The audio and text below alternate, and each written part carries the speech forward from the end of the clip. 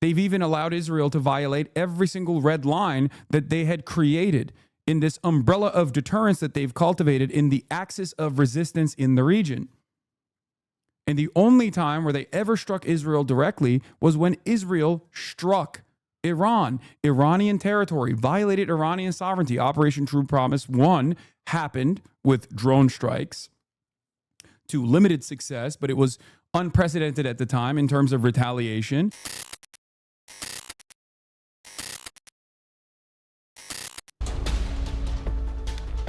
And you're now watching an ABC News special report right now. This is a live picture from the Pentagon. As we noted, both Secretary Pete Hegseth and Joint Chiefs Chairman Kane are supposed to come and address the public in just a moment here. I can't tell from how far away this is. I believe that's them coming to the podiums right now. Let's go ahead and listen to this press conference from the Pentagon. Well, thank you for joining us this morning. Last night, on President Trump's orders, U.S. Central Command conducted a precision strike in the middle of the night against 3 nuclear facilities in Iran, Fordow, Natanz, and Esfahan, in order to destroy or severely degrade Iran's nuclear program. And as the chairman of the Joint Chiefs, Iran's nuclear ambitions have been obliterated is just simple posturing, okay? Make no mistake, because what Iranian leaders have said thus far is correct. And you will hear more and more from American leadership, same sentiment in the coming days. You will hear more and more of this from the Israeli leadership as well. They've already started saying this. What did Iran say in the immediate aftermath of these attacks? They said, you cannot destroy knowledge. We have designed our entire nuclear capabilities around withstanding these sorts of attacks. It is too late for America and Israel to, destroy the knowledge base necessary to rebuild and recreate a robust nuclear grid. This is the truth. They can try and as many nuclear scientists as they can, and Israel certainly has tried, right? They do these assassination attempts all the time and successful assassinations all the time. You can try and blow up nuclear facilities that are deep underground. Obviously, they had already moved the enriched uranium away from the existing enrichment facilities in Fordow, and the fuselage facilities have seemingly remained intact in the aftermath of these missile strikes, even from the United States of America. But the only way to successfully stop Iran from building a civil nuclear structure, a power grid, is by effectively dismantling the regime and destabilizing this 92 million country, okay? And America, while initially they stated, oh, this was a spectacular success, has already started saying we have the opportunity to strike again, and we probably should strike again, because the ultimate question here is not about nukes.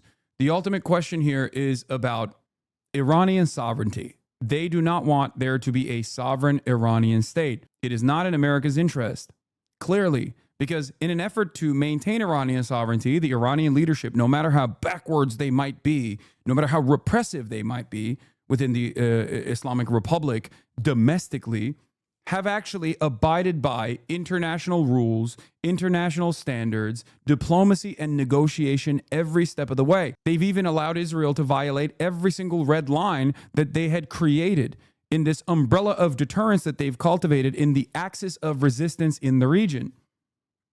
And the only time where they ever struck Israel directly was when Israel struck Iran, Iranian territory, violated Iranian sovereignty. Operation True Promise 1 happened with drone strikes to limited success, but it was unprecedented at the time in terms of retaliation, only after Israel blew up the Iranian embassy in Damascus.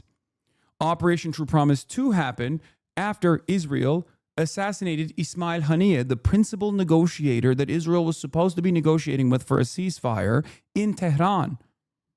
And Operation True Promise 3 only happened after this denuclearization negotiation was happening with the United States of America, and Israel used that negotiation and diplomatic process as cover to do a targeted first strike. Only after that did Iran ever directly lob missiles in the direction of Israel. So this to me shows that Iran is still desperately, in an attempt to continue its sovereignty, trying to work with the Western leadership. Great points. How do you respond to the inevitable take that Iran is the sponsor of all the terrorism in the region? They fund Hamas, Hezbollah, Houthis, ISIS. People, if they say Iran funds ISIS, they're about to be very shocked that it's actually Israel that collaborates and works with ISIS. Israel is currently working with ISIS affiliates in Gaza right now. Iran actually fights against ISIS, sometimes with Hezbollah, as a matter of fact.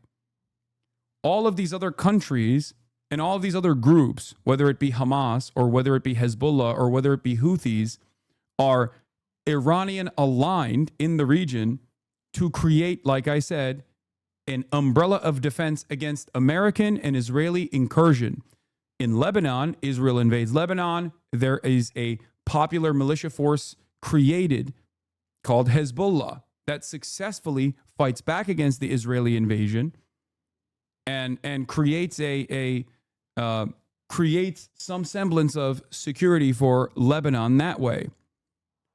Hamas is militant, is a nationalist, militant, emancipatory movement for the Palestinians. Houthis are the Shia group, the Shia family that basically took over the government in the aftermath of a civil war.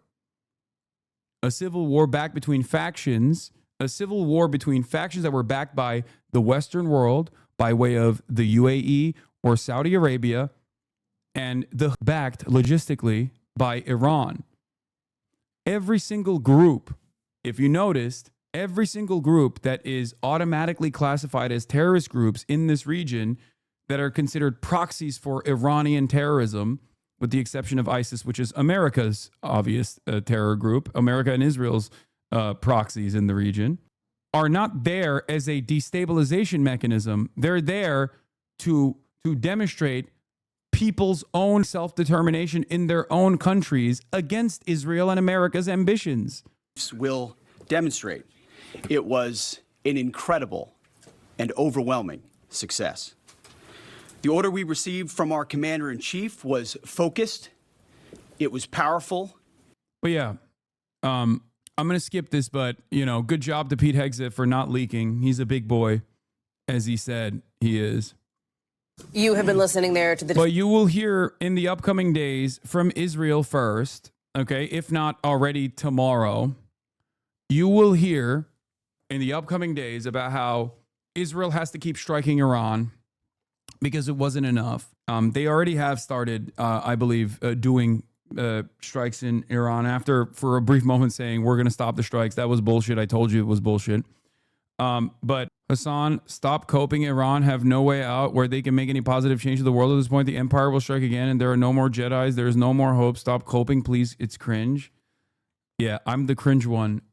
The guy using Star Wars references is, as a 40-year-old adult, when talking about real political struggles as unfolding, is not the cringe one. Pog. Yeah. Pog. I can't wait to buy more Funko Pops. Defense Secretary and the head of the Joint Chiefs of Staff briefing reporters and briefing the American public on that consequential strike, the airstrike on 3 Iranian nuclear sites that President Trump ordered that was carried out just about now 12 hours ago. You heard some of the details there from Secretary Pete Hegseth laying out the operational tactics here, the massive use of those so-called bunker buster Faillennials, dude. Faillennials, rise up. This is just like Top Gun. This is just like Top Gun. That, in the words of the head of the Joint Chiefs, extremely severely damaged Iranian nuclear capabilities. I want to bring in NBC's chief foreign correspondent, Richard Engel, who is in the region for us this morning in Tel Aviv. And that is important here, Richard, when you heard from General Kane, this idea of extremely severe damage, because the question of what nuclear capabilities are left in Iran is central to this. The initial battle assessment is still ongoing here, but Secretary Hegseth says, at least in Fordo, the critical nuclear site that you've been talking about so much over the course of the last day, essentially there has been, in his words, destruction of capabilities there. Well, the Iranians are putting out a very different version of events. They say that those 3 sites were evacuated ahead of time, that the materials inside were removed. We have not been able to verify that.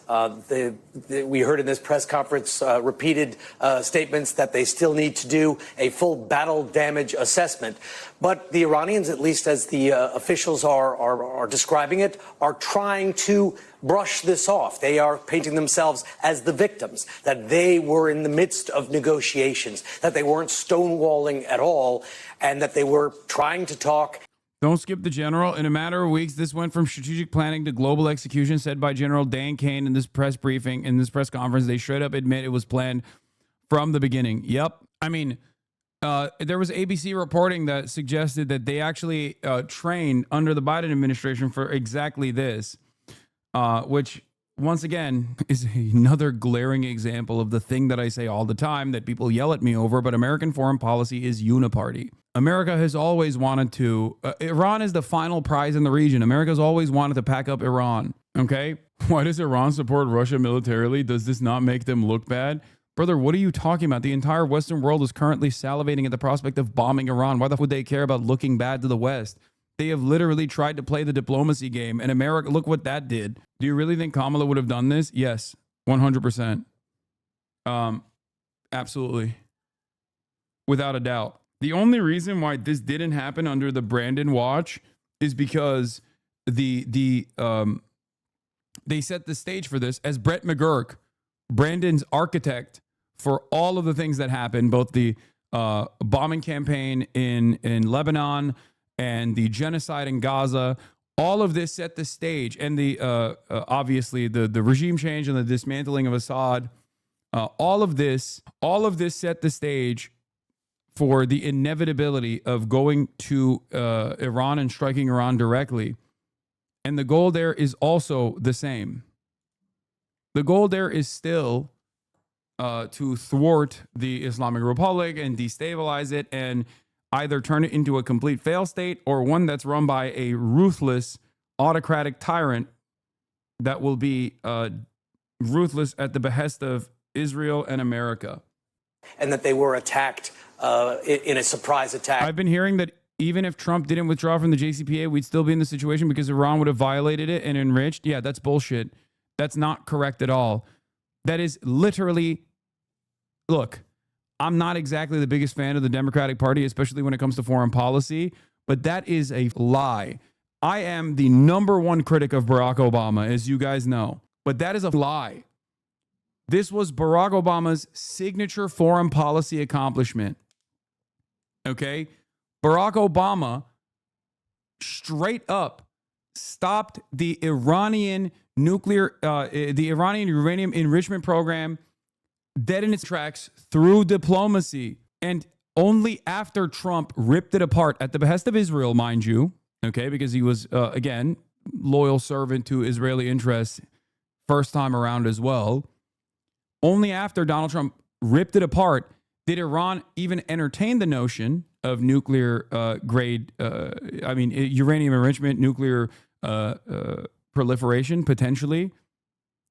And they still actually complied. Iran, a lot of people forget this, but Iran famously continued its compliance with the pre-established guidelines set forth by Barack Obama and his administration. Okay? They did. Only after Trump added on additional sanctions in spite of Iranian compliance did they actually say, okay, well, we have no other option. Idea that Iran would have violated it anyway is just spectacular cope. Here, number of installed centrifuges, actual versus planned. Iran's nuclear activity has expanded rapidly. This time frame between January 26, when the JCPOA nuclear deal was implemented, the Iran denuclearization agreement, versus May 2018, when Trump withdraws from the U.S. deal, is when there are no installed centrifuges. They literally, in compliance with the International Atomic Energy Agency, went in to the Iraq facility and actually put cement, like poured cement in the facility. And if you noticed, even after the withdrawal, they still continue complying. They only start installing centrifuges again after Donald Trump, despite Iranian compliance, adds additional sanctions to Iran, hits them with another sanctions package in spite of their compliance, even though Donald Trump pulled out of the deal. So even if Donald Trump had not added additional sanctions packages to Iran, they might have still. I'm very fair with all American foreign policy decisions. It comes across as ruthless because America's foreign policy is pretty fucking ruthless and pretty brutal. But if, no matter who it is, if Trump does something good, I will say it. If Barack Obama does something good, I will say it. And as far as like normalization within the region, and as far as like bringing Iran back into the global stage as like a normal country, a sovereign nation, Barack Obama actually made a very important step in the right direction. And he only did so with a fucking massive sanctions package prior to the JCPOA, for the record. Benjamin Netanyahu hated the JCPOA nuclear deal so much that he came and delivered a speech to the American Congress. Okay, the complication you're not mentioning is that Iran is a theocracy, so is Saudi Arabia, and so is Israel. Shut the fuck up. Israel is a Jewish supremacist, ethno-religious state that is doing a genocide. What the fuck do you mean? This doesn't mean anything. What are you talking about? We're talking about state versus state diplomacy. Their own domestic affairs and their attitude is completely and utterly irrelevant.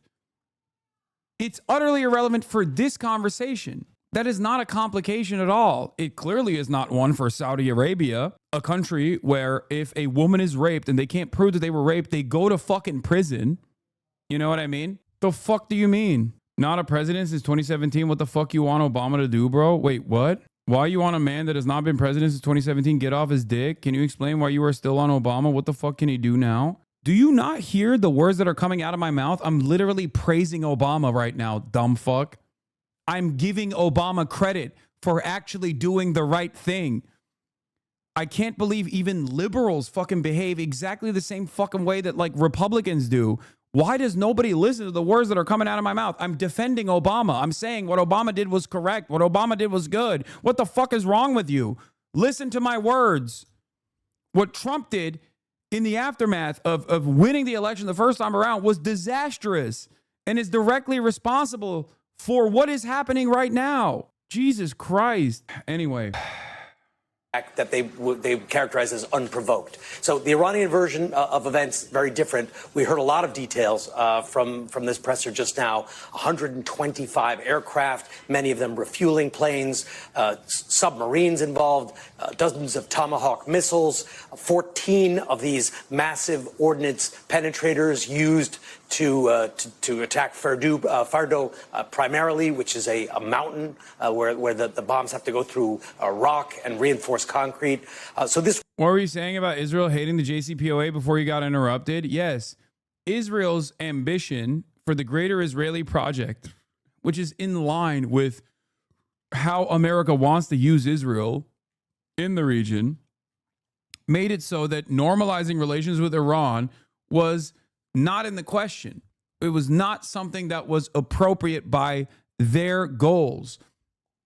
This is precisely the reason why Benjamin Netanyahu came to the United States of America and delivered a joint session of Congress like he's the fucking head of state, in spite of Barack Obama's wishes. And on that joint session, he fucking daggered Barack Obama for this, for the JCPOA. And at the time, Chuck Schumer was also incredibly critical of Barack Obama for doing this successful denuclearization agreement. Okay? Trump has come out with a new tweet. The great B-2 pilots have just landed safely in Missouri. Thank you for a great job. Well done.